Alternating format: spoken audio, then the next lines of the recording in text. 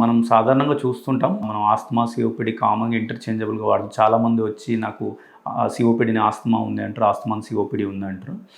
మనకి ఆస్తమా అంటే యూజువల్‌గా మనకు యంగ్ పేషెంట్స్‌లో రావచ్చు, అడల్ట్స్‌లో కూడా రావచ్చు, ఓల్డ్ ఏజ్ వాళ్ళలో కూడా రావచ్చు. ఆస్తమా సింప్టమ్స్ గానీ, ఆ ఇంటెన్సిటీ గానీ విత్ టైమ్ వేరీ అయితుంటుంది. అంతేకాకుండా మనకి ఫ్యామిలీ హిస్టరీ ఆఫ్ ఆస్తమా గానీ, అలర్జీస్ ఉండడం జరుగుతుంది ఆస్తమాలో. అంతేకాకుండా సింప్టమ్స్ మనం నవ్వినప్పుడు గానీ, మాట్లాడినప్పుడు గానీ, ఏమైనా ట్రిగ్గర్స్‌కి ఎక్స్‌పోజ్ అయినప్పుడు గానీ, ఈ సింప్టమ్స్ పెరగడం జరుగుతుంది ఆస్తమాలో. ఆస్తమాకి కన్ఫర్మేషన్ టెస్ట్ వచ్చేసి స్పైరోమెట్రీ. ఆ స్పైరోమెట్రీలో మనకు జనరల్‌గా గుడ్ రివర్సిబిలిటీ ఉంటుంది. బ్రాంకోడైలేటర్ రివర్సిబిలిటీ ఉంటుంది ఆస్తమాలో.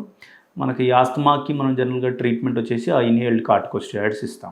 మనకు సీఓపీడీని ఎలా మనం ఎప్పుడు సస్పెక్ట్ చేస్తామంటే యూజువల్‌గా మోర్ దాన్ 40 ఇయర్స్ ఉండి ఎవరైతే స్మోకింగ్ ఎక్స్‌పోజర్ గానీ, లేదంటే ఔట్‌సైడ్ పొల్యూషన్ ఎక్స్‌పోజర్ ఎక్కువ ఉండడం వాళ్ళకి, ఎవరికైతే ఎస్ఓబీ మెయిన్‌గా ఆయాసం ఉండడం గానీ, ఎవరికైతే చెమట బాగా పట్టడం గానీ, వీళ్ళకి కామన్‌గా సీఓపీడీకి ఈ సింప్టమ్స్ ఉంటాయి.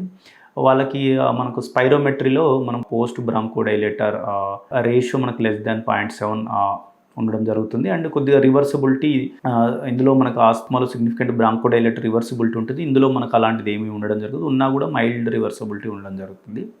మనకి సీఓపీడీకి కూడా ఇన్హేలర్సే వాడతాం. బట్ ఇందులో జనరల్‌గా మనం లాంగ్ యాక్టింగ్ బ్రాంకోడైలేటర్స్ అని లామా అని వాడతాము.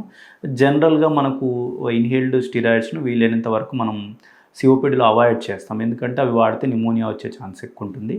ఎవరికైతే కొద్దిగా ఈసినోఫిలియా కౌంట్ ఎక్కువ ఉంటుందో, ఆస్తమా సింప్టమ్స్ కూడా అసోసియేటెడ్ ఉంటాయో, వాళ్ళలో మాత్రమే మనం ఇన్హేల్ స్టెరాయిడ్ పెట్టడం జరుగుతుంది ఈ సీఓపీడీ పేషెంట్స్‌లో. మీరు తీసుకునే అదే మందులు, అదే నాణ్యమైన మందులు, కానీ సగం ధరకే. అవును, మెడ్ ప్లస్ బ్రాండ్స్ పై 50-80% తగ్గింపు.